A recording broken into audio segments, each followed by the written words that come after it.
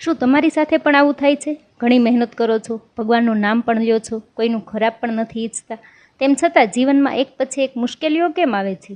શું તમને પણ ક્યારેક એવું લાગે છે કે તમારી પ્રાર્થના ભગવાન સુધી પહોંચતી જ નથી? વર્ષો સુધી રાહ જોવા છતાં મનની ઈચ્છા કેમ પૂરી થતી નથી? આજની આ કથા એક એવા રાજા અને રાણીની છે જેમણે હજારો વર્ષ સુધી તપ કર્યું, પણ તેમનું સૌથી મોટું સપનું અધૂરું જ રહ્યું. પછી એક એવું વ્રત કર્યું જેના પ્રભાવથી ભગવાન વિષ્ણુ સ્વયં પ્રગટ થયા અને તેમની કિસ્મત જ બદલી નાખી. જો તમારા જીવનમાં પણ કોઈ એક એવી ઈચ્છા છે જે વર્ષોથી અધૂરી છે, તો આ પદ્મિની એકાદશીની કથા અંત સુધી જરૂર સાંભળજો. આ કથામાંથી તમને તમારા જીવનની સમસ્યાનો જવાબ પણ મળી જશે. અધિક માસની શુક્લ પક્ષની પદ્મિની એકાદશીની કથા. એક સમયે યુધિષ્ઠિરે શ્રી કૃષ્ણ ભગવાનને પૂછ્યું, હે શ્રી કૃષ્ણ, અધિક માસની શુક્લ પક્ષની એકાદશી વિશે આપ કૃપા કરી મને જણાવો. શ્રી કૃષ્ણ બોલ્યા, અધિક માસ એટલે પુરુષોત્તમ માસ. પુરુષોત્તમ માસની શુક્લ પક્ષની એકાદશીનું નામ પદ્મિની એકાદશી છે. જો પૂર્ણ શ્રદ્ધાથી સાવધાન રહીને આ એકાદશીનું વ્રત કરવામાં આવે તો વ્રત કરનારને અંતે વૈકુંઠની પ્રાપ્તિ થાય છે. એ વ્રતનો વિધિ આ મુજબ છે. દશમને દિવસે વ્રતનો આરંભ કરવો. કાંસાનું પાત્ર, માંસ, મસૂર, ચણા, કોદરા, શાક, મધ અને પરાણ એ 8 વસ્તુનો દશમને દિવસે ત્યાગ કરવો. દશમને દિવસે હવિષ્યાન જમવું. લવણ કે કોઈ ખારી ચીજ ખાવી નહીં. જમીન પર સૂવું અને બ્રહ્મચર્ય પાળવું. પછીના એકાદશીના વ્રતના દિવસે પ્રાતઃકાળે ઉઠી નિત્યકર્મથી પરવારી સ્નાન કરી શુદ્ધ થઈ 12 કોગળા કરી મોઢું શુદ્ધ કરવું, પરંતુ દાંતણ કરવું નહીં. સૂર્યોદય થાય પછી પવિત્ર જળાશયમાં સ્નાન કરવું. પછી વિષ્ણુ મંદિરમાં આવી તેની પૂજા કરવી અને એક માસા સોનાની બનાવેલી શ્રી કૃષ્ણ તથા રાધિકાની મૂર્તિની તેમજ શંકરની તથા પાર્વતીની મૂર્તિની વિધિપૂર્વક પૂજા કરવી. ત્યારબાદ ધાન્ય ઉપર સુંદર વસ્ત્રથી વીટેલા અને સુંદર ચંદનથી સુગંધીવાળા ત્રાંબાના અથવા માટીના ઘડાની સ્થાપના કરવી. તેની ઉપર ત્રાંબાનું, રૂપાનું અથવા સોનાનું પાત્ર રાખવું. તેમાં વિષ્ણુની સ્થાપના કરી વિધિથી તેની પૂજા કરવી. સુગંધિત નિર્મળ જળથી તેને સ્નાન કરાવવું. કસ્તુરી, કેસર, અગર ને કપૂરથી મિશ્રિત ચંદન ચડાવવું. તે ઋતુમાં થયેલા પુષ્પો ચડાવવા, ધોળા કમળો ચડાવવા, ધૂપ કરવો, દીવા કરવા, નાના પ્રકારના નૈવેદ્યો ધરવાને આરતી ઉતારવી. એક એક પહોરે વિષ્ણુની તથા શંકરની પૂજા કરવી. પહેલા પહોરમાં નાળિયેરનો ઉત્તમ અર્ધ્ય આપવો, બીજા પહોરમાં બિલીનો અર્ધ્ય આપવો, ત્રીજા પહોરમાં બીજોરાનો અર્ધ્ય આપવો ને ચોથા પહોરમાં સોપારીનો તથા નારંગીનો અર્ધ્ય આપવો.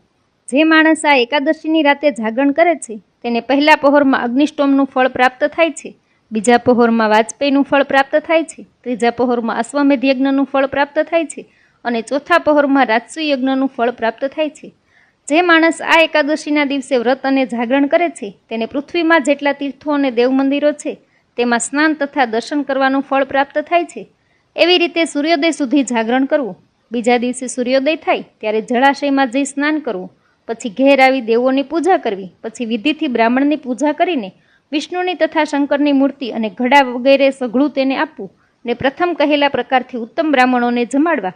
એવી રીતે પૃથ્વી પર જે વ્રત કરે છે તેનો જન્મ સફળ થાય છે અને તેને મોક્ષ મળે છે. ત્યારબાદ શ્રી કૃષ્ણે બંદીવાન બનેલા રાવણની કથા યુધિષ્ઠિરને કહેવા માંડી. હે યુધિષ્ઠિર, આ એકાદશીના વિષયમાં નારદને પુલત્સ્ય ઋષિએ વિસ્તારપૂર્વક કહેલી એવી એક મનોહર કથા તમને કહું છું. તે શાંત ચિત્તે શ્રવણ કરો. સહસ્ત્રાર્જુનને કેદમાં નાખેલા રાવણને જોઈ પુલસ્ત્ય ઋષિએ તેની પાસે યાચના કરી ને તેને બંધન મુક્ત કરાવ્યો. આ આશ્ચર્યભરી વાત સાંભળી દિવ્ય દ્રષ્ટિવાળા નારદે પુલત્સ્ય ઋષિને નમ્રતાથી પૂછ્યું, હે મુનિરાજ, લંકાપતિ રાવણે ઇન્દ્ર સહિત દેવોને પણ જીતી લીધા હતા, તો પછી યુદ્ધમાં પ્રવીણ એવા રાવણને કાર્તવીર્ય કેમ જીતી શક્યો? પુલત્સ્ય ઋષિ બોલ્યા, હે વત્સ નારદ, પ્રથમ હું કાર્તવીર્યની ઉત્પત્તિ કહું છું, તે સાંભળો.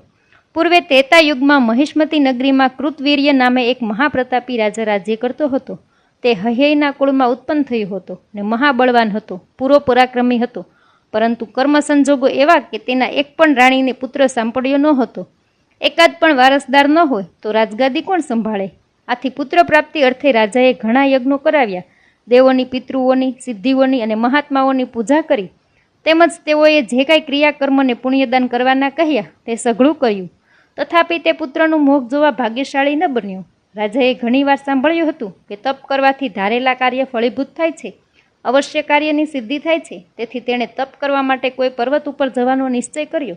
ધર્માત્મા કૃતવીર્ય રાજા અને તેની રાણી પદ્મિની સાધુ વેશ લઈ ગંધમાદન પર્વત ઉપર ગયા.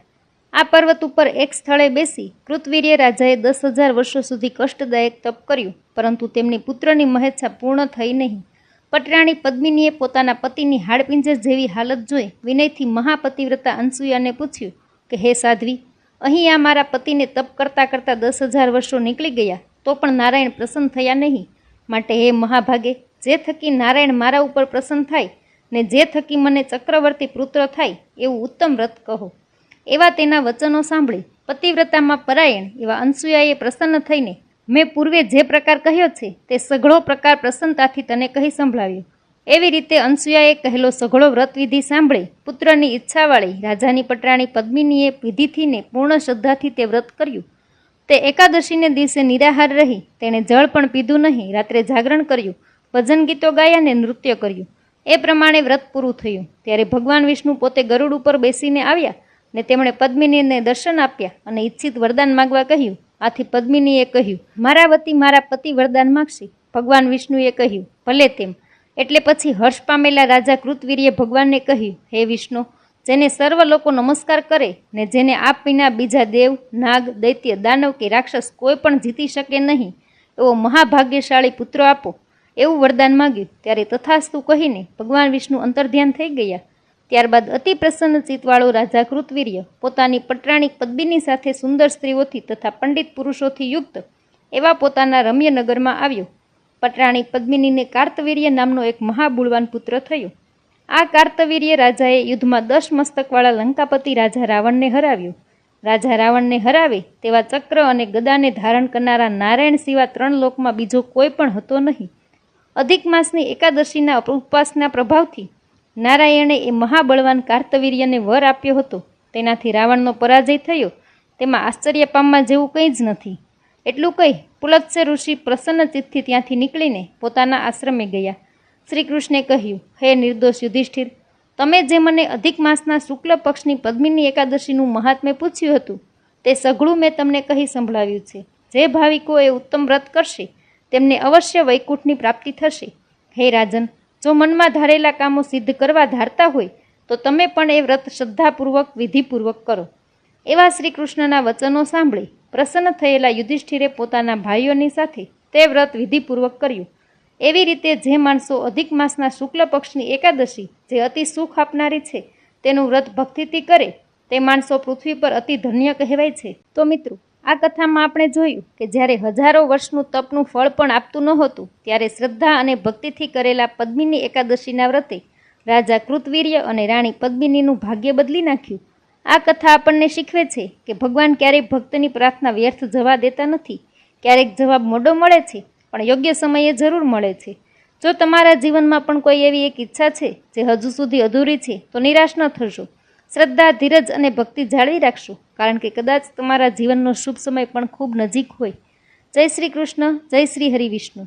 જો તમને આ કથા પસંદ આવી હોય તો વિડીયોને લાઇક કરો, ચેનલને સબસ્ક્રાઈબ કરો અને કોમેન્ટમાં જય શ્રી હરિ જરૂર લખજો.